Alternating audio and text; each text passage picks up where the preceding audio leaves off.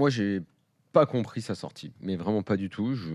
Dire que je la trouve lamentable, c'est presque trop ou pas assez dire ou trop résumé. J'ai du même mal à comprendre le sens, en fait.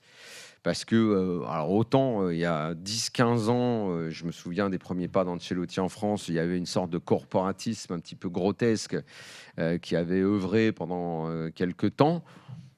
Mais je pense que tout ça, d'une, est complètement terminé. Et surtout, ça n'a jamais été le cas par rapport à De Zerbi. Et je ne vois même pas en quoi ceux qui le critiquent, parce que ceux qui le critiquent ne sont pas la majorité, loin de là même, parce qu'il y a un petit peu de tout autour de tout ce qui se dit sur De Zerbi depuis le début de la saison.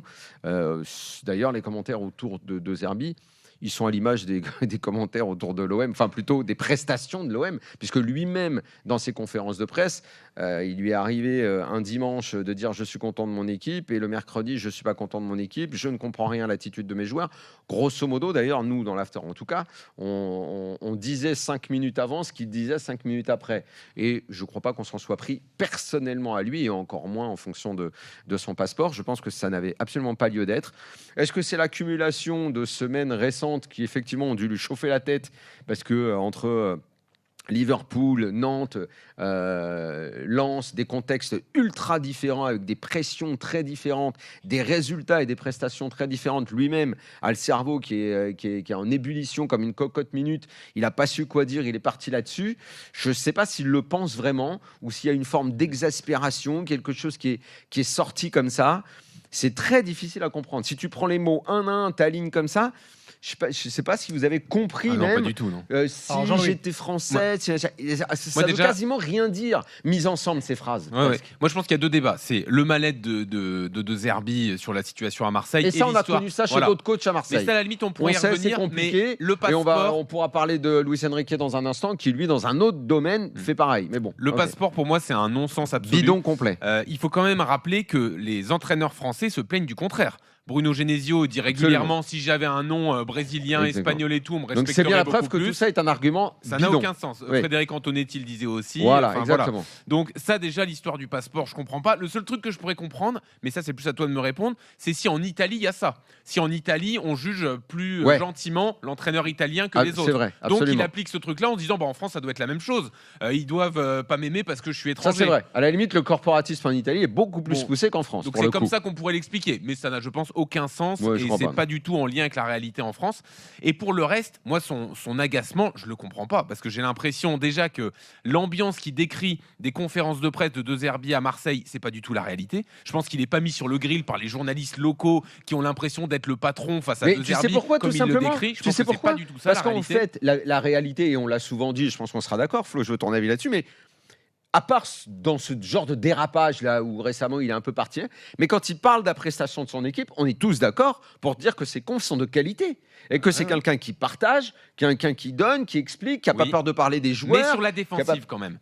Je pense qu'il y a un manque de reconnaissance et tout qui fait qu'il est un peu en mode combat à chaque fois. Non, mais on est quand même d'accord pour dire qu'il donne des choses, qu'il explique les prestations de ses joueurs, il les décrit, la tactique de son équipe, il la décrit, l'attitude, il peut la louer ou la critiquer. C'est quelqu'un qui parle, ses confs sont souvent intéressantes. Il fait partie des entraîneurs qui parlent, qui disent des choses. Qu'est-ce que tu en penses, toi, Flo ? Moi, je pense que, en fait, l'OM, souvent, et De Zerbi, très souvent, sont de mauvais communicants. C'est-à-dire que, en fait, c'est de la mauvaise communication, c'est une erreur parce qu'il n'y a pas de travail sur la communication et qu'à force d'être authentique, parce que je pense globalement, il l'est, il dit ce qu'il pense. Alors moi, a priori, je préfère qu'on soit authentique même à se tromper, plutôt que de tout calculer. Justement, on va avoir ce débat-là, je pense, effectivement, sur Luis Enrique après, mais je pense que c'est une mauvaise communication. Tu sais, les enfants ils cherchent des amis imaginaires et l'OM ils cherchent des ennemis imaginaires. Donc l'an dernier ils ont créé un truc sur l'arbitrage, puis ils ont dit on fait fausse route, on arrête. Après ils sont cherchés les ennemis de l'intérieur. Les ennemis de l'intérieur, ça c'était le deuxième point. Ça c'était pas faux. Non mais peut-être, mais si tu veux, dans les médias on peut quand même admettre que effectivement il a le droit de considérer que parfois il a ce après.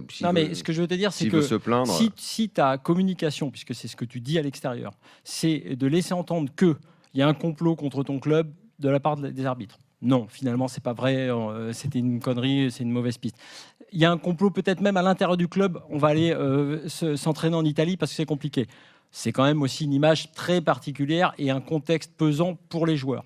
Maintenant, Ça se passe plutôt bien sur ce match, puisqu'ils se remettent à l'endroit.